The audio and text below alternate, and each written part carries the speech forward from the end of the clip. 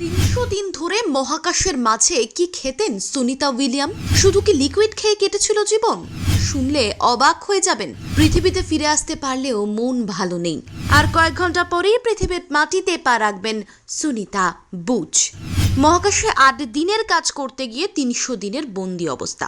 কিভাবে কাটালেন এতদিন সুনিতা ও বুচ? কি খেলেন? কি বা পাওয়া যায় মহাকাশে? জানা যাচ্ছে মহাকাশে থাকলেও খাবার নিয়ে নাকি কোনো কষ্টই পেতে হয়নি সুনিতা উইলিয়ামস এবং বুচ উইলমোরকে। কারণ সেখানে ব্রেকফাস্ট সিরিয়াল থেকে শুরু করে গুঁড়ো দুধ, pizza, shrimp cocktail, roasted chicken, tuna মাছ সবই তারা খেয়েছেন। কি শুনে অবাক হচ্ছেন তো? এসবও পাওয়া যায় নাকি মহাকাশে?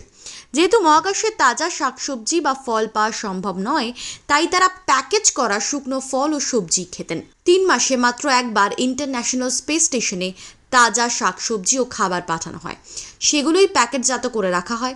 এখানেই শেষ নয়, মাছ মাংসও খান মহাকাশচারীরা।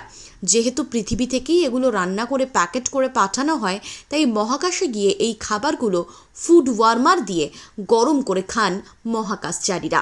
এর মধ্যে ডিহাইড্রেটেড স্যুপ, স্টুও থাকে মহাকাশচারীদের মেনুতে, তবে সেটা থাকে পাউডারের আকারে। এর মধ্যে শুধুমাত্র জল ঢেলে নিতে হয়, তাহলেই খাবার রেডি। স্টেশনে 530 গ্যালনের জলের ট্যাঙ্ক আছে, সেই জল দিয়ে এই খাবার প্রস্তুত করতেন সুনিতারা। তাদের ফেরাতে 16 মার্চ আন্তর্জাতিক স্পেস স্টেশনে পৌঁছয় ইলন মাস্কের সংস্থা স্পেস এক্সের ক্রু 10 মহাকাশযান। ফ্যালকন 9 রকেটে ওই মহাকাশযানটিকে পাঠানো হয়।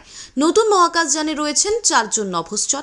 এবার সুনিতাদের পৃথিবীতে ফেরার পালা। আমেরিকার ফ্লোরিডার উপকূলে স্থানীয় সময় অনুযায়ী মঙ্গলবার বিকেল 5:57 তারা নামতে পারেন পৃথিবীতে। ভারতের ঘড়িতে ওই সময় বুধবার ভোর 3:30।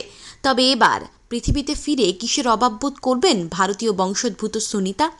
মহাকাশ স্টেশনে বসে নিজের মুখেই তা জানিয়েছিলেন এক সাক্ষাৎকারে।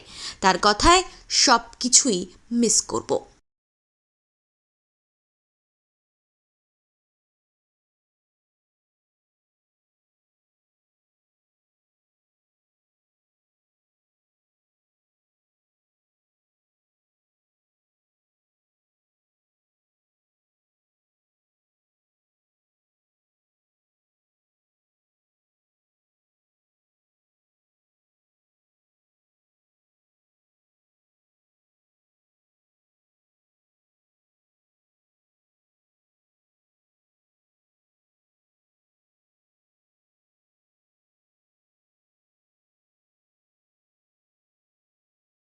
Bureau report, Bengal live.